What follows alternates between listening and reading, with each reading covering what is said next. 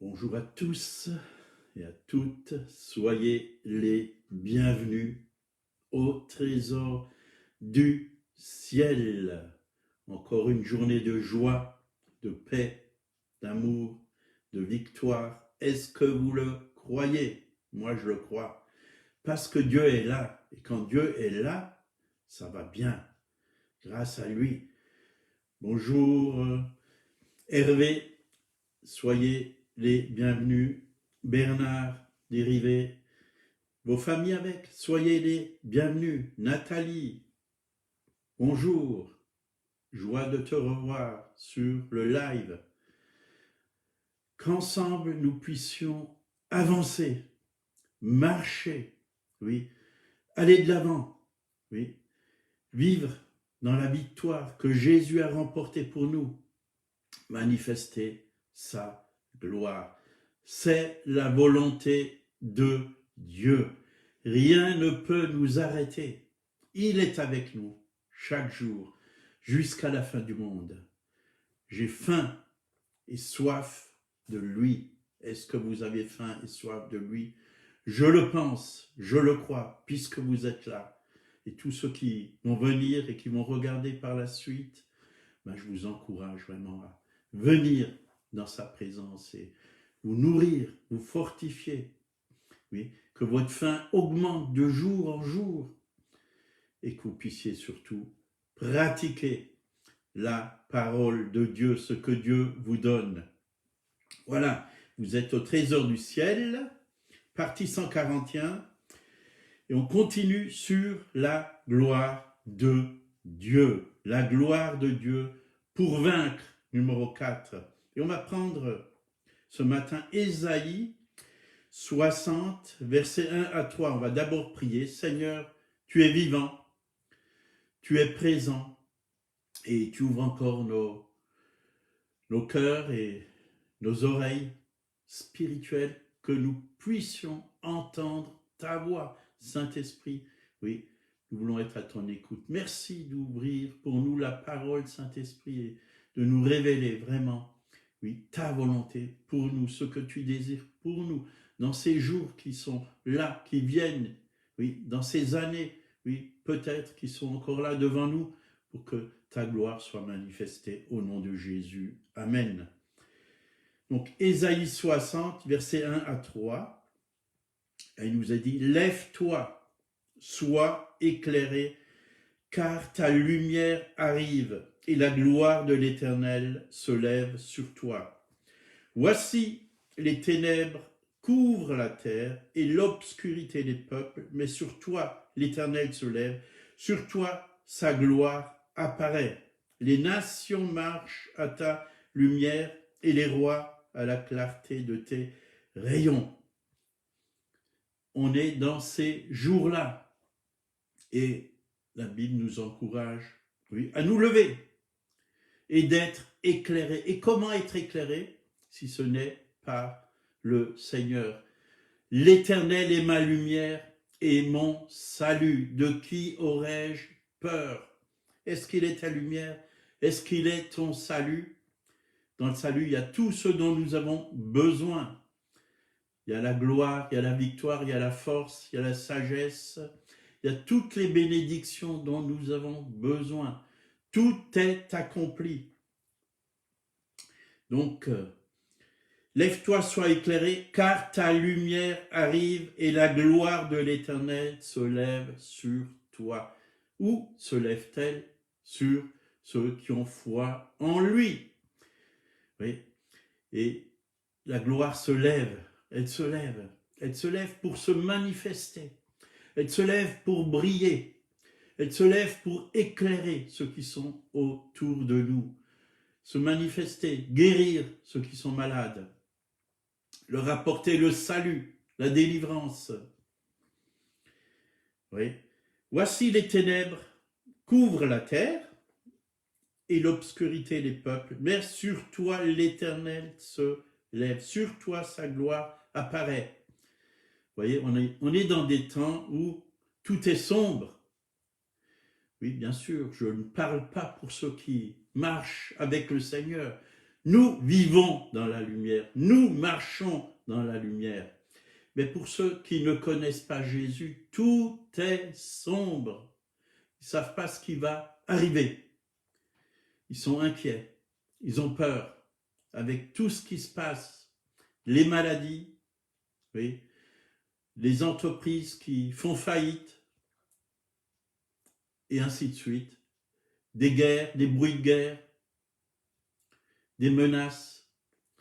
Oui, quand nous voyons ce qui s'est passé cette année, oui, autour, même en France, des inondations, oui, des villages complètement détruits, peut-être des tremblements de terre, on ne sait pas. Dieu le sait, mais nous voulons être des porteurs d'espérance.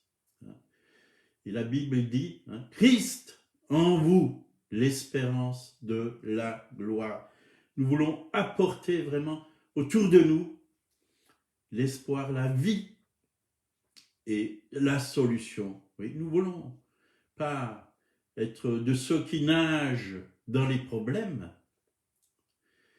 et les craintes et les inquiétudes, mais nous voulons nager dans les profondeurs de Dieu, dans la parole de Dieu et trouver toutes les solutions dont nous avons besoin.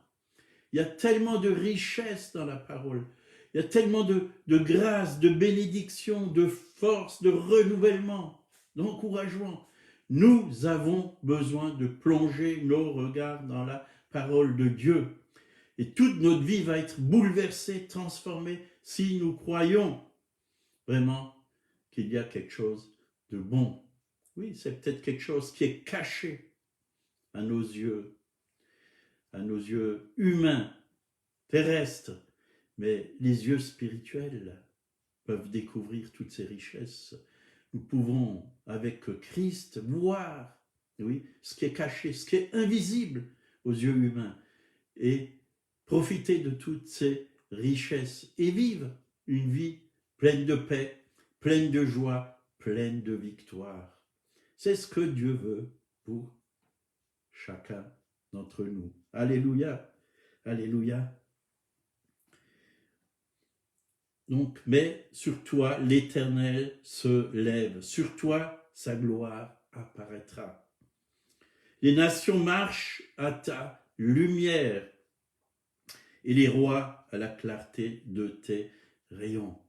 Est-ce que nous influençons ceux qui sont autour de nous pour marcher avec cette lumière qu'on leur apporte de la part de Dieu?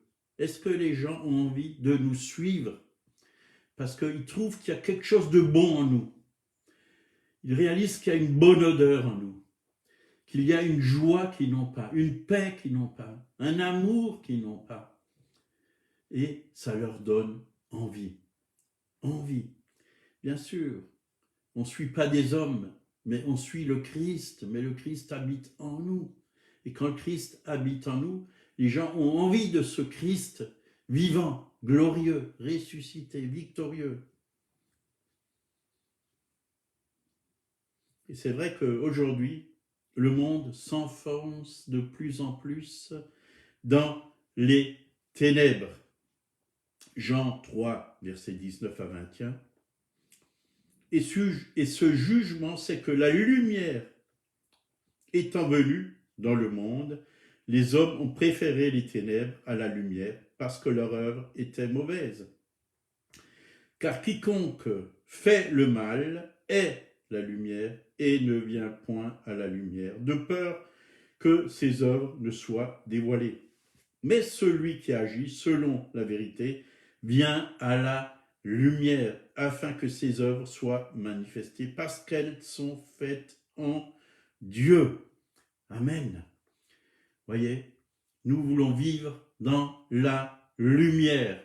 Oui, on n'a rien à cacher. Je n'ai rien à cacher. Je suis comme je suis. Oui. Et chaque jour, je crois que Dieu nous transforme de gloire en gloire à son image, à sa ressemblance. Je sais qu'il y a encore beaucoup de choses qui doivent changer dans ma vie et certainement aussi dans la vôtre. Nous n'avons rien à cacher. Et s'il y a quelque chose qui n'est pas la gloire de Dieu dans nos vies, nous pouvons vraiment dire, Seigneur, lave-moi, purifie-moi, oui, transforme-moi, que je puisse vivre en nouveauté de vie, que je puisse être cette créature que toi, nouvelle, que toi tu as faite, oui, créée à ton image, à ta ressemblance, que je puisse vivre vraiment dans ta lumière. Alléluia, parce que Dieu veut nous transformer. La lumière est venue et beaucoup l'ont refusée parce que ils n'avaient pas envie d'être transformés, d'être changés par cette lumière. Ils se plaisent dans les ténèbres. Et nous ne pouvons absolument rien faire pour ces personnes. On peut prier, peut-être qu'il y a des résistances que Dieu peut ôter de leur cœur, mais nous croyons que Dieu appelle chaque être humain au salut. Tant qu'il y a vie, il les appelle. Tant qu'ils sont sur cette terre, il les appelle. Tant que la grâce est là, il les appelle à venir à sa grâce. Et son désir, c'est vraiment que tout le monde soit sauvé. Alléluia. Voilà, Dieu nous a libérés, oui, de la puissance des ténèbres. Acte chapitre 26, verset 18. Là, il nous a dit, « Je t'ai choisi du milieu de ce peuple et du milieu des païens, vers qui je t'envoie, afin que tu leur ouvres les yeux, pour qu'ils passent des ténèbres à la lumière, et de la puissance de Satan à Dieu, pour qu'ils reçoivent par la foi en moi le pardon des péchés et l'héritage avec les sanctifiés. » Voilà ce que Dieu veut. C'est pour cela qu'il a choisi l'apôtre Paul. Mais nous aussi, il nous a choisis pour que nous puissions délivrer les captifs. Oui, que ceux qui sont dans les griffes du malin, dans les ténèbres, puissent être arrachés et venir à la lumière, changer de royaume, des ténèbres à son admirable lumière, transportés, oui, dans le royaume du Fils de son amour. Qu'est-ce qu'on est bien dans le royaume du Fils de son amour? Qu'est-ce qu'on sait? On sait vraiment qu'on est aimé, qu'on est accepté, oui, que Dieu prend soin de nous, que Dieu a un plan et un chemin parfait pour nous, qu'il a que de bonnes choses pour nous. Et nous voulons vraiment suivre un tel Dieu. Nous savons qu'on a un Dieu bon et un diable mauvais. C'est pour ça que nous voulons combattre le diable qui est mauvais et arracher ceux qui sont pris par ce diable qui est mauvais, les arracher des ténèbres pour qu'ils viennent à son admirable lumière. Alléluia!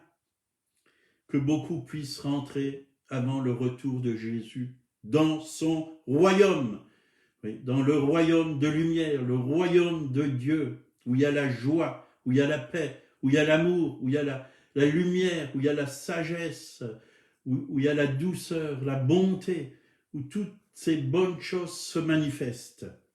Apocalypse 22, verset 11, il nous a dit que celui qui est injuste soit encore injuste, que celui qui est souillé se souille encore, et que celui qui pratique encore la justice et celui qui est saint se sanctifie encore. Nous voulons être de ceux qui marchent dans la sanctification, pratiquer la justice. Nous voulons ne plus vivre dans ce monde, oui, comme les païens vivent, comme les gens qui ne connaissent pas Dieu vivent.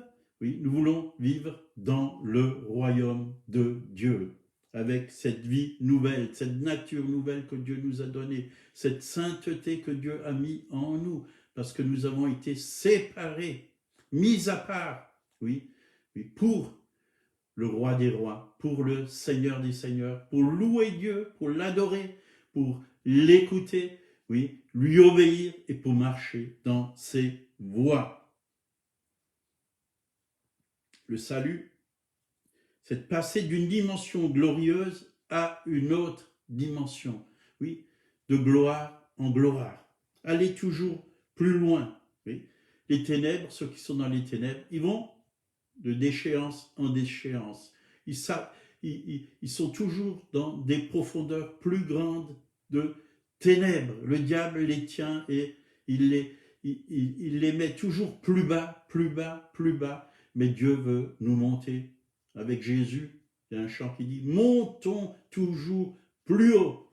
Plus haut sera le divin repos. Dans sa présence, on est reposé, on est bien. Et on n'est pas fatigué. On n'est pas fatigué parce que quand on est dans sa présence, on est dans le repos, le sabbat de Dieu, le repos de Dieu. C'est tellement bon d'être dans son repos. Venez à moi, vous tous qui êtes fatigués et chargés, et je vous donnerai du repos. Voilà ce que Dieu veut nous donner. On va continuer parce que je vois que l'heure tourne. Donc, nous voulons renoncer aux œuvres des ténèbres pour marcher dans la lumière. Hébreux 12, verset 1, nous donc aussi, puisque nous sommes environnés d'une si grande nuée de témoins, rejetons tout fardeau et le péché qui nous enveloppe si facilement et courons avec persévérance dans la carrière qui nous est ouverte. Vous voyez, on est environné, la Bible dit, d'une si grande nuée de témoins. Vous voyez, ça c'est un autre monde. Oui. Dans l'air spirituel que nous respirons, si nous sommes dans le royaume de Dieu, hein, cette air glorieuse, oui, sainte, pure, cette bonne air, oui, qui n'est pas polluée dans le royaume de Dieu, il y a un grand nombre, oui, il y a une nuée de témoins. Tous ces témoins, oui, qui étaient dans l'ancienne alliance, jusqu'à aujourd'hui, qui sont en Christ, nous sommes environnés. Et je pense que eux, ils ont certainement le regard sur nous, et là-haut aussi, je pense, qui prient pour la terre. Parce que Jésus est aussi là-haut, il intercède pour nous. Mais tous ces saints qui sont dans la gloire, vous croyez qu'ils se tournent les pouces? Non, non, non, non. Ils intercèdent pour nous. Ils sont là pour nous encourager. Ils sont restés fidèles jusqu'au bout. Et ils sont rentrés dans une gloire très, très grande, la gloire du ciel. Nous aussi, on participe à la gloire. Mais eux, ils sont dans la gloire éternelle. Nous, on reçoit, oui, on monte dans la gloire petit à petit et on manifeste la gloire. Alors, courons avec persévérance. Courons. Et jusque nous puissions vraiment apporter autour de nous la victoire de Jésus-Christ. Courons. La lumière triomphe des ténèbres. Elle dissipe les ténèbres. La lumière de sa gloire fait fuir l'ennemi. L'ennemi ne supporte pas la gloire de Dieu. Il ne peut pas rentrer dans la gloire de Dieu. Jésus est vainqueur et nous sommes plus que vainqueurs par Jésus qui nous a aimés. Donc Jésus va rechercher une église sainte et glorieuse. On va voir ça dans Éphésiens 5, versets 25 à 27. Marie, pour ceux qui sont mariés, aimez vos femmes, comme Christ a aimé l'Église, et il s'est livré lui-même pour elle, afin de la sanctifier par la parole, après l'avoir purifiée par le baptême d'eau, afin de la faire paraître devant lui, cette Église glorieuse. Vous voyez comment Dieu veut que cette Église soit, qu'elle soit glorieuse, sans tache, pas de tache, donc ni ride, ni rien de semblable, mais sainte et irrépréhensible. L'Église, c'est qui? C'est toi, c'est moi, c'est le corps de Christ. La Bible dit, dans Colossiens 1,18, que Christ est la tête du corps de l'Église. Donc, tout ce qui est dans la tête, Jésus est où? Il est au ciel, et tout ce qu'il y a dans la tête coule dans le corps de Christ. Coule en nous, sa gloire coule en nous, sa paix, sa joie, son amour, ses richesses. Nous avons tout pleinement en lui, dit la parole de Dieu. Sa vie coule en nous, sa nature coule en nous. Et nous devons être plein de lui. Nous devons tellement être pleins que nous débordons de lui. Tu oins d'huile ma tête et ma coupe déborde. Déborder sur tous ceux qui ne connaissent pas Jésus, mais bien sûr aussi sur nos frères, sur nos sœurs. On peut transmettre tout ce qu'on a reçu. On peut le donner. Tout ce que nous recevons, c'est pour le donner. Soyons de ceux qui s'aiment, qui donnent. Oui. Nous sommes appelés à cela. Jésus est le roi de gloire et il habite dans notre cœur. Nous participons à sa vie. Il nous a fait asseoir avec lui dans les lieux célestes. Voyons les choses d'en haut. Oui, parce qu'on est assis avec lui. Voyons les choses d'en haut. Recherchez les choses qui sont dans les cieux, dit la parole de Dieu. Donc Dieu veut enlever toutes les taches et enlever les rides. Les taches, ça représente le péché. Puisque nous sommes l'épouse, notre robe, si nous voulons vraiment aller aux noces de l'agneau, elle doit être blanche, pure, sans tache, sainte. Rides, Dieu veut enlever les rides. Dieu veut nous garder jeunes. Voyez, rides, c'est un signe de vieillesse. On commence à vieillir. Si l'homme extérieur se détruit, l'homme intérieur se renouvelle de jour en jour. Voyez, je pense que si l'homme intérieur se renouvelle, ça va même se manifester sur notre homme extérieur. Voyez, si vous avez 70 ans ou 80, moi j'ai vu des serviteurs et des servantes de Dieu qui avaient 70, 80 et plus, ils étaient en pleine forme parce qu'à l'intérieur, il y avait de la vie. Et sa vie, elle se manifestait à l'extérieur. Parce que tout ce qui est à l'intérieur se manifeste. Tout ce qui est à l'intérieur se manifeste à l'extérieur. Donc Dieu désire une épouse glorieuse, sans tache ni ride, belle et jeune. On est tous beaux en Jésus. Parce que Dieu nous a créés beaux. On a une beauté. Et sa beauté, elle reflète sur nous. La beauté de Jésus reflète sur nous. Son regard reflète sur notre regard. Sa joie reflète en nous. On est tous beaux dans sa présence et nous devons rester dans sa présence. Une épouse qui est comme ces vierges sages, qui ne manquent pas d'huile, qui ont vraiment des réserves. Soyez remplis, continuellement remplis du Saint-Esprit. Soyez des vierges sages. Jésus revient bientôt chercher son épouse. Soyons prêts, pleines, oui, que les membres soient remplis d'amour. Oui, les membres qui sont l'épouse, le corps, que nous soyons remplis d'amour. Oui, que nous puissions avoir une robe blanche aux noces, pour les noces de l'agneau. 2 Corinthiens 4, verset 17. Car un moment de légère affliction produit pour nous, au-delà de toute mesure, un poids éternel de gloire. Paul parle de poids de gloire, une église dans laquelle Dieu déverse sa gloire. Cela correspond à quelque chose de grand, puissant, illimité et supérieur. Donc nous sommes appelés à devenir semblables à Jésus-Christ.